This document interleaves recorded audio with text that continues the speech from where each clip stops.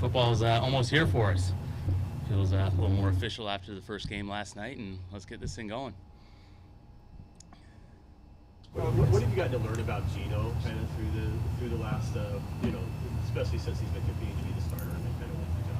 Yeah, I think Geno's steady approach, where even working through last year, where he approached every week like he was a starter, takes the game plan in every week, takes all the nuances of what we're doing in every week, has really led him to this point where we're at today, where he worked hard, he did all the right things, really owned the system, and it's proven in his play, and especially in these practice reps that we've been able to get thus far, and ready to see him go out and perform on Monday night. Shane, last year the Seahawks had the least plays per game Mm-hmm. in the whole NFL, and the offense was, pretty much boom or bust sometimes. A huge gain and then 3 and out in the next drive. Is there any tweaks to your offense this season to give more pace and stability, especially without Russell? Sure, that was definitely a thing for us last year, where we had the explosive plays mixed in with the quick drives there that led to some of those overlapping of the time of possession things, or getting out of whack, I should say, with the time of possession. So just for us offensively, down in and down out consistency will be a major focus. Really eliminating the negative plays, and then knowing when we get into those third down situations, like the Bills did a great job last night of being in a bunch of third and manageable situations. How many times can we get into those scenarios where we have a good chance, a high percentage of converting, because those lead to extending drives, extending time of possession, and then also running the ball, eliminating the negative runs, eliminating penalties, all the stuff we're going to talk about really every day. Just doing a better job of the execution of it, and putting our guys in the best position to get that execution done. How much more can you do, or kind of tailor the offense to what Geno does well when you have a full offseason with him versus just throwing him in there because Russ broke his finger? Yeah, sure. No, it's been great for both him and Drew. The competition, I thought, brought out the best of both guys as we were going through the offseason program. But it's great. You get a chance, when it's not a game week, or not a time where you're packing everything into that Tuesday, Wednesday, Thursday, Friday, walk through Saturday, play Sunday. You have that full off season to go through all the nuances, talk through different things that he likes or doesn't like, what's he feel comfortable with, and then some of the things that, areas where he might want to look to get some more reps at. Just have that time to do it, and that time to develop the relationship and the rapport, and really leading into training camp, which has now led us to game week. Were you able to do more because of that in that Jacksonville game than, say, maybe the Steelers game because of the time you had? Yeah, I think when you look at all those games, every game is so individualized in terms of the opponent and the scenarios. But no, by the time we got to the Jacksonville game with Geno, he was in a nice rhythm for that game, and really got the ball out quick, and moving it all around, and playing that nice balanced attack was a good, helpful thing. Shane, how unique are first games for in-game adjustments, and maybe you are blind going into it more than another game? Yeah, I think there's really two sides to it, because you're going in the first game, and there's so many different avenues you could go down of what the defense is going to do, but you're also coming off a training camp where you have really accumulated the most amount of reps of your entire offense as a whole. So I think, especially with this as a Monday night game where you have a little bit more time, just trying to do a good job offensively of staying focused on the task at hand, and not letting it become this thing where we're 1,000 different plays, but really narrow down to what we want to start with, and then knowing what the adjustments are and what we want to get to in all those if-then circumstances. What do you think Geno did to win that competition? I think he just played so consistently throughout camp. He really those guys battled back and forth, and there were days where one guy might have had a little bit of the edge, or the other guy had a little bit of the edge, and then Geno just did a good job playing consistently throughout throughout all phases of training camp, and then nice and steady in those preseason games, and really just taking in the full body of work. And like I said, Drew did an excellent job competing as well, but just at the end of the day, Geno did enough to really feel good about going into this first game with him, and him taking the reins, and his his leadership, his style of play, everything that leads into where he's at right now has been excellent. And how have you seen Drew respond from that decision not going this way? Yeah, I think like you'd expect, because he's a competitor, and he wants nothing more than to be the guy, than to be the starter, and he's going to continue to strive to work to get to that position. But I think he's handled it really well in terms of, now I'm in that role as the backup right here. What can I do to support Geno? And I think both those guys throughout this whole process have done just such a phenomenal job, and shows you what good people they are, of really supporting each other and then competing with themselves. Geno competing against Geno, Drew competing against Drew, to go and try to win the job and not worry about some of those external factors that are out of their own individual control. How much of a factor was the the three interceptions in the last game of the season of Drew, and the fact that he led in the NFL in interceptions in a season. Was it a factor regarding eliminating mistakes and being more consistent in the first weeks? Yeah, I think taking care of the ball at all positions on offense is always going to be paramount. And so, that was a piece of the puzzle. There was, several things or several weeks leading up to that, several months leading up to that. So it was one small part of it, but we know in terms of the grand scheme of taking care of the ball as an offense, whether it's the quarterbacks, the running backs, the O-line blocking and finishing plays, the receivers, ball security is always going to be the first thing we talk about. And so we're going to keep striving to get all of our guys, being as tight and making smart decisions and taking care of the ball, so put us in the best chance to win. Go ahead. This Broncos defense last year was in the top 5 for fewest air yards allowed. Mm-hmm. Do you think that boils down more to the talent they've got in the secondary or their ability to generate pass rush in the front? Yeah, probably a combination of the two. I know all good secondaries will talk about their rushers and the edge and getting those plays shortened so they don't have to cover for as long. But they got a great secondary. I mean, they got guys that have worked together a long time that can really communicate well. And then with Williams coming in there as well, a guy that, history in the division, all that. So, they just got a good group of players in the secondary that match up routes really well. They rarely have any sort of mistakes. They can go ahead and attack the ball when it's up there. And then when you got Gregory and Chubb rushing off the edge, there's always going to be that time clock as far as holding the ball back there that's going to give those guys a better chance. When you talk about Geno's consistency, day to day as a coach, what do you appreciate about him?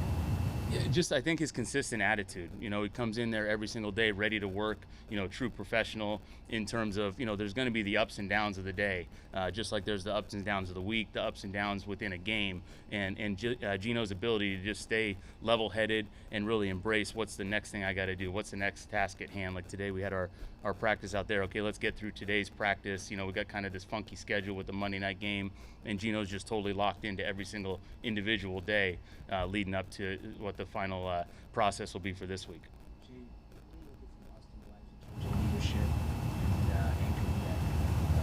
Yeah, I think Austin's done a great job from the day he walked in the door in terms of melting in with the group, with his relationships that he's developed within that offensive line, and then spread out through the rest of the offense and the team. And so I think looking into this first game here, really continuing that great communication throughout the course of the game, whether it's on the field or on the sidelines, talking to the guys, bringing the guys together. He's just done a really, really good job of embracing a leadership role up front, and so looking for that to continue. And, he's a guy that's played in a lot of big games, been in a lot of different scenarios throughout his career. So, all these games, it's the NFL, right? Every game's a big game. But, that first game of the season, being able to lean on a veteran guy that's kind of been through that opening day, so guys can talk to him and get their minds right. Something that he can provide that leadership role to all the younger guys. Running is important in any team to win, but what's the key to winning when you want to win? Yeah, I think, it starts with the communication. Everyone being on the same page, and going back to Austin, that's been something that he's been so good at, is getting everyone on the same page for those runs. So we're not turning everyone free. We're clean with our targets. And then those running backs really doing a great job of trusting the reads and following it and not going outside the framework. We always say we're not trying to make anything up within the course of the game, right? You're trying to go back to, hey, what are the basics that you've learned? What are your fundamentals? And so starting with the run game, getting the IDs right, okay, hitting our blocks the correct way, using great technique, and then the running backs trusting their reads. And then after you get through your initial read, then there's the God-given ability that they go ahead and, like we saw with Rashad, especially towards the end of the year last year, where if you make one guy miss in space, trying to create those explosives out of the run game. Where do you feel like the receiver position is right now after DK and Tyler? Mm-hmm. Yeah, I think we got DK and Tyler obviously have done a great job in camp and taking on leadership roles and being the forefront in that room. But then we've got all the other guys that have really stepped up. Marquise Goodwin and D. Eskridge have done a great job of stepping up. Derek Young and Penny Hart, those are guys that just bring it every single day. So the thing we feel good about with the receiver room going into this first game is we got, you got DK and Tyler, we know what they are, and then we got a bunch of other guys that can contribute in a lot of different ways and will contribute in a lot of different ways. From Geno Smith Monday night? Come out there calm and steady and controlling the offense, controlling the game, and having some fun out there. Geno's it's a position that he's been in before. I think he's prepared himself really well for this moment, and I think expect that preparation leading to that game day reality for him. Pete's philosophy on offense, or both sides of the ball, really goes really far back, like to the Lombardi teams. From your core philosophies on offense, how far back did those go? Really from the moment I began coaching, and really getting into that, and been very fortunate to be around a lot of great places and great leaders and learning from that. And I think what you do as a coach everywhere you're at, you take a little piece of what you learn there and what really fits with your style and your own individual core beliefs. So for me, it's just been a little bit at each stop, finding where I want to be and where we want to be as an offense. How confident are you in Charles and Abe at this point and what they've shown you throughout the preseason and the look that they're going to bring to the offensive line for you? Yeah, I think those guys have both done a great job of coming in, and rookies are going to come in and have some moments here and there, but I think their approach when they came in from day one was so professional. They're always around the building. Both those guys just love football. They're ready to absorb everything that comes their way, and I think they're ready to handle any of the ups and downs that may come with the first game or with the long course of an NFL season. And so I think with the way they're built to have some success this year and really be able to jump right in there and play ball. How did DJ and Travis look different in the preseason, if at all? How did DJ and Travis? Yeah. Okay. I think those are two examples of guys that just try to do the right thing every time, and from the first day I was around both of those guys, their work ethic, and I know Chad Morton does a great job driving those guys, but they really embrace Chad's coaching style and they want to be part of it. And so what I've seen from both of those guys is, great special teams play, and then as they've gotten more and more chances on offense, they've just continued to keep developing as runners, as pass catchers, as protectors, and so they're just great examples of guys that might not have been in a starting role necessarily, but are so important to the fabric of our team. Going back to the tackles, this would only be the third time they both start that the team has started two rookies in week one since 1970. It just doesn't happen very much. Did you dig back for that stat there? That's a pretty good one.